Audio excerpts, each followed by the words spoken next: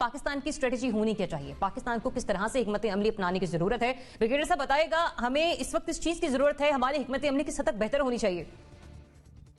देखिए, दो आपने बहुत अहम इश्यूज की तरफ इशारा किया है। पहली बात है on going line of control पे जो फायरिंग हो रही है, और फायरिंग जो है वो जारी है उस वक्त से जिस वक्त नरेंद्र मोदी जी ने पहली टर्म में वजीर आजमशिप संभाली थी, और वो एक बाकायदा तौर पर एक फुल फ्लेज स्ट्रैटेजी का हिस्सा है। और वो स्ट्रैटेजी उन्होंने उसी वक्त डिस्क्राइब कर दी थी जिसको उन्होंने 2.5 फ्रंट वॉर का नाम उस जमाने में दिया था। बाद में उसको वो सर्जिकल स्ट्राइक के हिसाब से कोल्ड स्टॉर डॉक्ट्रिन भी बनाई गई। लेकिन ये 2.5 फ्रंट वॉर का मतलब भी उनका था कि पाकिस्तान को एक तो डायरेक्टली जो है पाकिस्तान की आर्मी को एंगेज करो, और दूसरा उसके ऊपर उसकी वजह से जो उनके ऊपर इकोनॉमिक प्रेशर आएगा। साफ जाहिर है, जब आपके यहाँ इंडिया फायर करता है, आप फायर बैक करते हैं, तो उसके ऊपर जो आपके वेस्टेज रेट होता है वो भी बढ़ता है, जो आपकी consumption of the war material होती है वो भी बढ़ती है। और वो तो और जहां तक बावजूद इसके कि जो ट्रीटी जो होती है लाइन ऑफ कंट्रोल की, जैसे वो ये सीज फायर जो मायदा होता है वो दो तरीकों से होता है दुनिया में, या इनफॉर्मल होता है या फॉर्मल होता है। इनफॉर्मल दोनों स्टेट्स के दरमियान होता है, ये तो फॉर्मल ट्रीटी है जो दोनों स्टेट से साइन की हुई है, लेकिन इंडिया उसको नहीं मान रहा। और उसके मानने का ना मकसद ये है कि अब फिलहाल तो खैर, पहले तो वो एक तौर पे कर रहे थे कि पाकिस्तान में जिस तरह आपको पता है इलेक्शन के अंदर अपनी एक हुकूमत की रेट साबित करने के लिए अपने मुल्क के अंदर रेट हो ना हो, लेकिन पाकिस्तान के खिलाफ कोई काम करके वहां पे इंडिया के अंदर अपने मुल्क की एक लीडरशिप की ब्रेवनेस, एक लीडरशिप की करेज और एक लीडरशिप का जो इफेक्टिवनेस है उसको साबित करने के लिए पाकिस्तान मुखालिफ बयानिया जो वो मुख्तलिफ तरीक़ाकार से अपनाया जाता है, और वो जारी रखे हुए।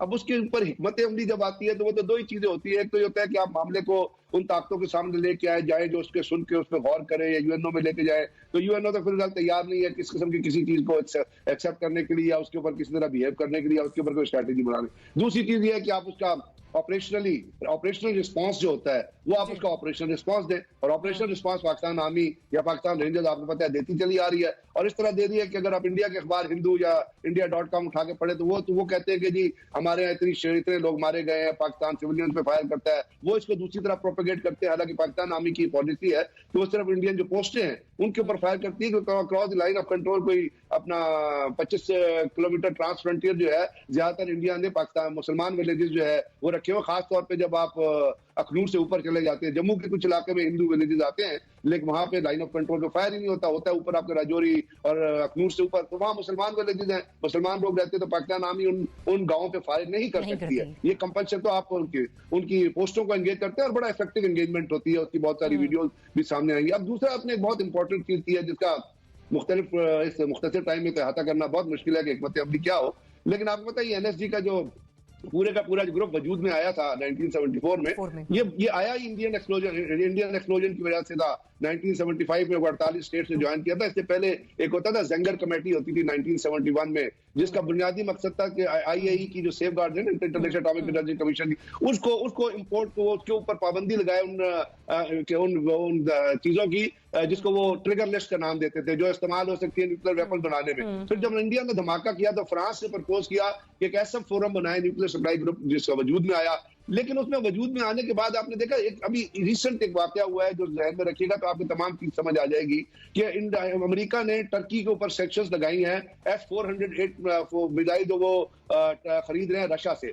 तो उन्होंने टर्की के ऊपर सैंक्शन लगाई है कि जी हमारी टेक्नोलॉजी को उसके खिलाफ है, लेकिन वो सैंक्शन इंडिया भी ने 2018 में मुआहदा साइन किया, रशिया इंडिया के ऊपर वो सैंक्शन नहीं लगी है। तो आप इससे अंदाजा लगा लीजिए कि एनएसजी ग्रुप में कौन है जो मनूवर कर रहा है। और दूसरा सबसे बड़ी डेवलपमेंट जो है वो है क्वाड की, जिसमें ऑस्ट्रेलिया है, जापान है, और क्वाड में ऑस्ट्रेलिया है जो बड़ा वेसिफरसली सपोर्ट कर रहा है कि इंडिया को जो एनएसजी की में शामिल करके दी जाए। हालांकि इसके अंदर इसकी क्लॉजेस जो पढ़े अगर आप एनएसजी की, उस क्लॉजेस के मुताबिक डिस्क्रिमिनेटरी ट्रीटमेंट हो ही नहीं सकता, और पाकिस्तान को इसको ही लेके आगे चलना है कि वो चाइना, आयरलैंड, टर्की, ब्राजील और ऑस्ट्रेलिया। पॉइंट आपका आ गया, मुझे आगे बढ़ने की इजाजत दीजिए। मुजम्मिल साहब, एक तरफ हम देखते हैं कि कश्मीरियों का इस्तेसाल हुआ, फिर दूसरी तरफ भारत ने जंगबंदी की खिलाफ वर्जियां की, और फिर साथ ही साथ पाकिस्तान के अंदर भी भारतीय नेटवर्क जो है पाकिस्तान मुखालिफ बहुत से सरगर्मियां सरअंजाम दे चुके हैं।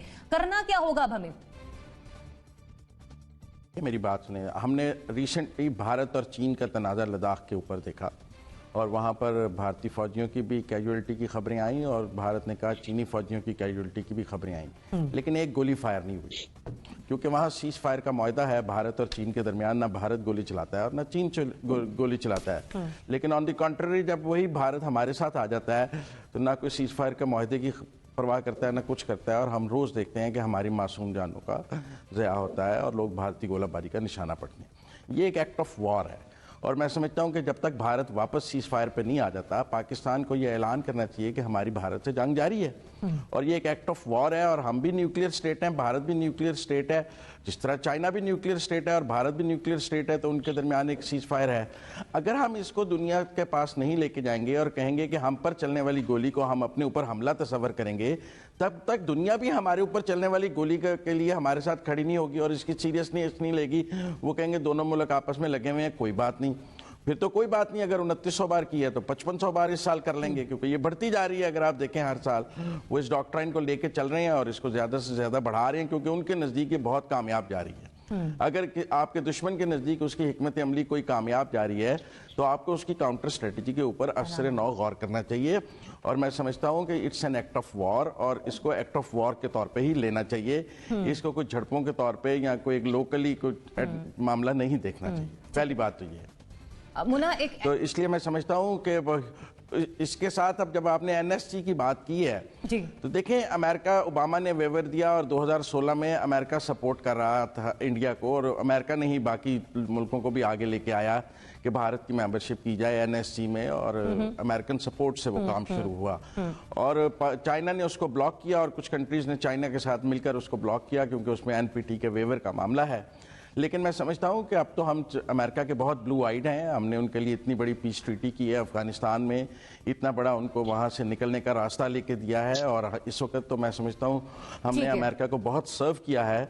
तो उस सर्विस के नतीजे में अमेरिका को जो वेवर्स उन्होंने इंडिया को दिए हैं, हमें भी डिमांड करनी चाहिए, एहतजाज की बजाय उनसे बात करनी चाहिए कि ठीक है, आप कहेंगे ठीक है, डिमांड के बजाय हमें बात करना पड़ेगी, और बात करके ही इस मसले को हल किया जा सकता है और अपना बनवाया जा सकता है। मोदी साहब, आप देखें जरा, ये बड़ी ही शर्मनाक बात है कि जो भारत रोज बरोज एलओसी के ऊपर अटैक करता है और निहत्ते कश्मीरियों के ऊपर जो है वो उनके बम आके गिरते हैं, और हमने देखा कि बहुत ही मासूम जाने जाती हैं। लेकिन दुनिया की आप ये देखें कि आंखें उन्होंने बंद की हुई है। ह्यूमन राइट्स की तंजीमें हो या यूएनओ हो, पाकिस्तान तो चीख चीख के मर गया। पाकिस्तान ने डोजियर दिया, पाकिस्तान ने साबित किया कि कुलभूषण जो है वो उनका एक दहशतगर्द है जो पाकिस्तान में दाखिल होकर ऑन ड्यूटी ऑफिसर है उनका, और उसने यहाँ पे धमाके किए, बहुत कुछ किया। लेकिन दुनिया के कान पे जो है ना जू भी नहीं रेंग रही इस मामले में, क्योंकि बात वही मोना ने की थी कि इकोनॉमिक इंटरेस्ट जो है, इकोनॉमिक इंटरेस्ट दुनिया के बहुत ज्यादा है, और एक बहुत बड़ी जो अपना इंडिया मुल्क है, तो उनकी नजरें उनकी इकोनॉमिक्स एक्टिविटीज पे लगी रहती है। वो लोगों को मारते रहे, मासूम लोगों को जाने से जा रहे हैं, लेकिन किसी की उस बात के ऊपर जो है वो नजर नहीं पड़ती। पाकिस्तान अपनी